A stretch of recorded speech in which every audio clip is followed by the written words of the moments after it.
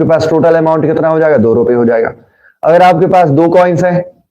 2 रुपए के, तो दो अगर कॉइन्स होंगे 2 रुपए के तो कितने हो जाएगा, टोटल अमाउंट जो होगा वो कितना हो जाएगा, 4 हो जाएगा। अगर आपके पास 2 रुपए के 3 कॉइन्स हैं, अगर 3 कॉइन्स अगर होंगे अगर, तो 3 इंटू 2 कर देंगे 6, तो टोटल अमाउंट कितना हो जाएगा, टोटल रुपीस कितने हो जाएंगे, 6। तो हम कर क्या रहे हैं यहाँ पे, 2 रुपी कॉइन्स में अपन क्या मल्टीप्लाई करते जा रहे हैं, यहाँ पे टोटल नंबर ऑफ कॉइन्स, जितने नंबर ऑफ कॉइन्स होंगे उनमें आप 2 मल्टीप्लाई करेंगे तो आपको क्या मिल जाएगा, टोटल अमाउंट मिल जाएगा। ठीक है,